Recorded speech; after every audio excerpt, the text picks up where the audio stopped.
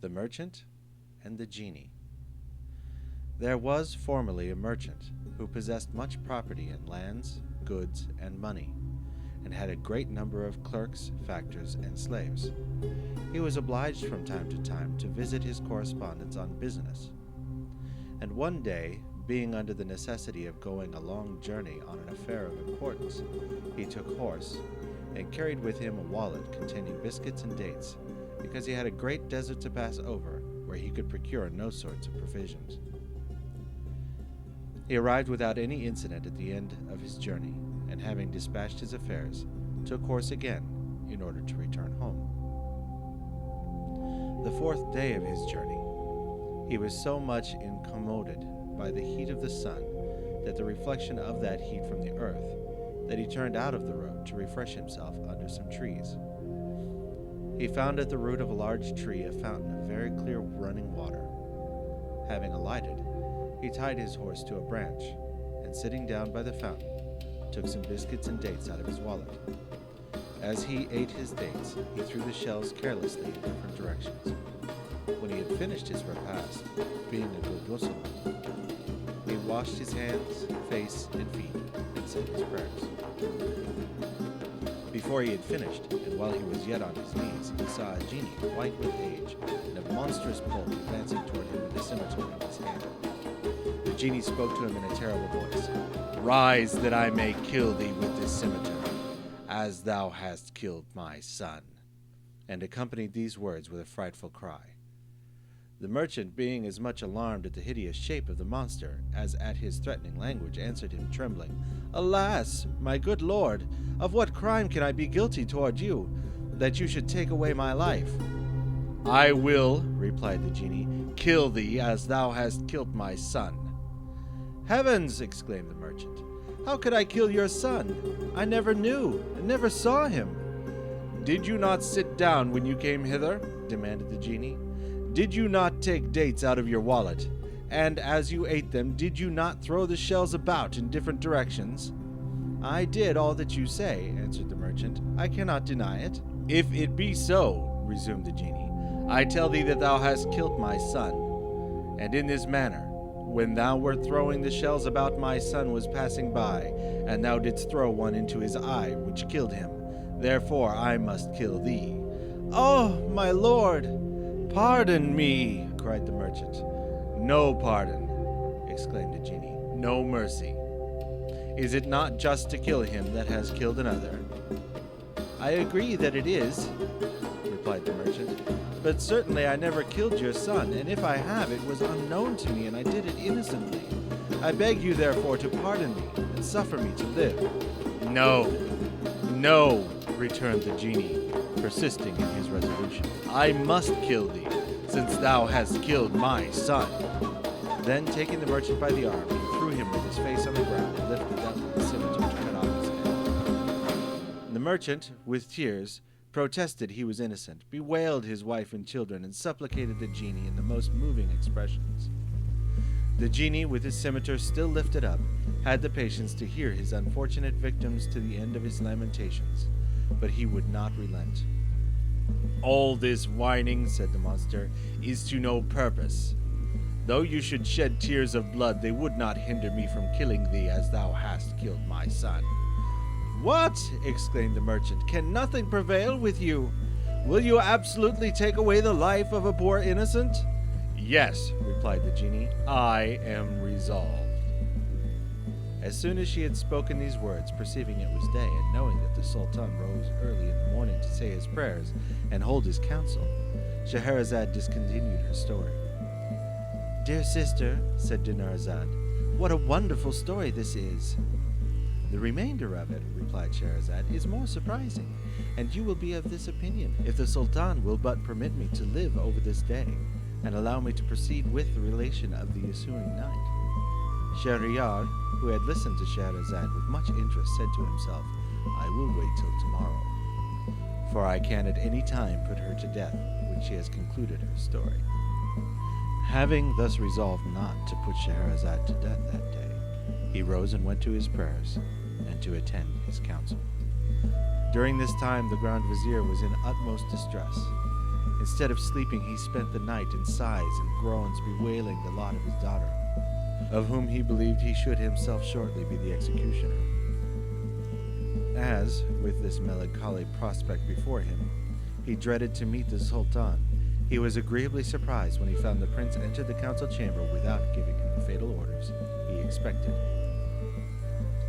The Sultan, according to his custom, spent the day in regulating his affairs, and when the night had closed in, retired with Scheherazade.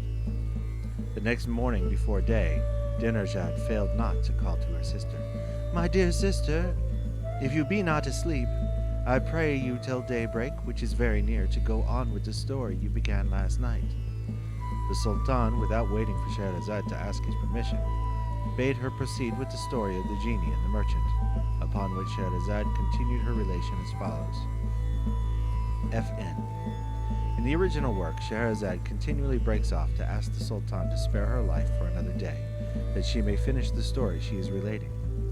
As these interruptions considerably interfere with the continued interest of the stories, it has been deemed advisable to omit them. When the merchant saw that the genie was going to cut off his head, he cried aloud to him, "For heaven's sake, hold your hand! Allow me one word.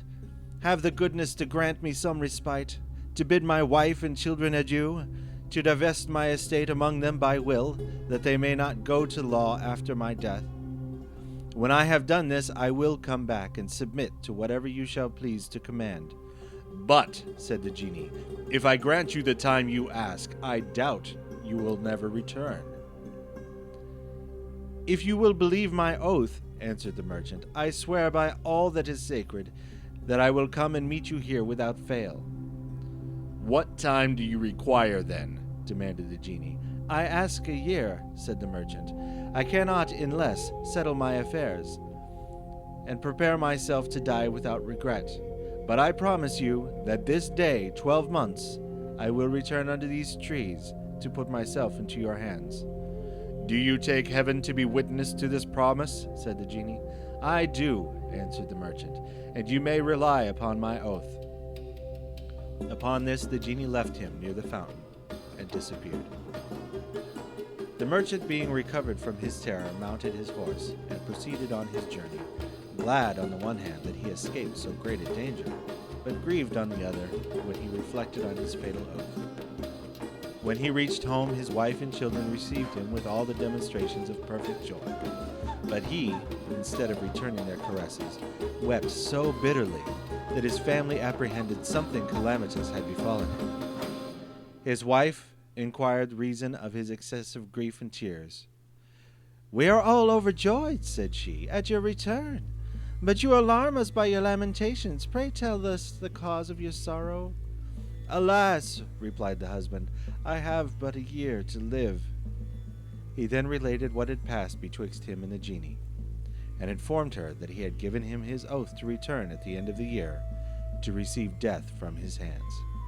When they heard this afflicting intelligence, they all began to lament in the most distressing manner. His wife uttered the most piteous cries, beat her face, and tore her hair. The children, all in tears, made the house resound with their groans, and the father, not being able to resist the impulse of nature, mingled his tears with theirs, so that, in a word, they exhibited the most affecting spectacle possible. On the following morning, the merchant applied himself to put his affairs in order, and first of all, to pay his debts. He made presents to his friends, gave liberal alms to the poor, set his slaves of both sexes at liberty, divided his property among his children, appointed guardians for that such of them as were not of age, and after restoring to his wife all that was due her by their marriage contract, he gave her in addition as much as the law would allow him. At last, the year expired, and he was obliged to depart. He put his burial clothes in his wallet, but when he came to bid his wife and children adieu, their grief surpassed description.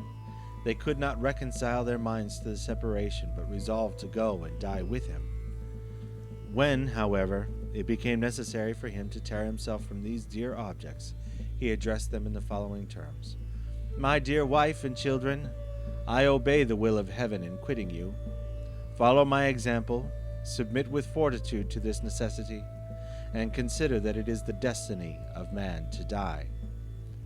Having thus spoke, he went out of the hearing of the cries of his family, and pursuing his journey, arrived on the day appointed at the place where he had promised to meet the genie. He alighted, and seating himself down by the fountain, waited the coming of the genie with all the sorrow imaginable. Whilst he languished under this painful expectation, an old man leading a hind appeared and drew near him. After they had saluted one another, the old man said to him, "Brother, may I ask why you are come into this desert place, which is possessed solely by evil spirits, and where consequently you cannot be safe? From the beautiful trees which are seen here, one might indeed suppose the place inhabited, but it is in reality a wilderness, where it can be dangerous to remain long." The merchant satisfied his curiosity and related to him the adventure which obliged him to be there. The old man listened with astonishment, and when he had done, exclaimed, "This is the most surprising thing in the world, and you are bound by the most inviolable oath. However, I will be witness of your interview with the genie." He then seated himself by the merchant, and they entered into conversation. "But I see day," said Scheherazade, "and must leave off. Yet the best of the story is to come." The Sultan, resolving to hear the end of it, suffered her to live that day also. The next morning Dinarzade made the same request to her sister as before. "My dear sister," said she, "if you be not asleep, tell me one of the pleasant stories that you have read." But the Sultan, wishing to learn what followed betwixt the merchant and the genie, bade her proceed with that, which she did as follows. "Sir, while the merchant and the old man who led the hind were conversing, they saw another old man coming towards them, followed by 2 black dogs. And after they had saluted one another, he asked them what they did in that place. The old man with the hind told him the adventure of the merchant and genie, with all that had passed between them, particularly the merchant's oath. He added that it was the day agreed on, and that he was resolved to stay and see the issue. The second old man, thinking it was also worth his curiosity, resolved to do the same, and took his seat beside them. They had scarcely begun to converse together when there arrived a third old man leading a mule. He addressed himself to the 2 former, and asked why the merchant who sat with them looked so melancholy. They told him the reason, which appeared to him so extraordinary that he also resolved to witness the result. For that purpose, sat down with them. In a short time, they perceived a thick vapor, like a cloud of dust raised by a whirlwind, advancing towards them. When it had come to them, it suddenly vanished, and the genie appeared, who, without saluting them, went to the merchant with a drawn scimitar. Taking him by the arm, said, "Get thee up, that I may kill thee as thou didst my son." The merchant and the 3 old men began to lament and fill the air with their cries. When the old man who led the hind saw the genie lay hold of the merchant and about to kill him, he threw himself at the feet of the monster, and kissing them said, "Prince of genies, I most humbly request you to suspend your anger and do me the favor to hear me. I will tell you the history of my life, and of the hind you see, and if you think it more wonderful and surprising than the adventure of the merchant, I hope you will pardon the unfortunate man a third of his offense." The genie took some time to deliberate on this proposal, but answered at last, "Well then, I agree."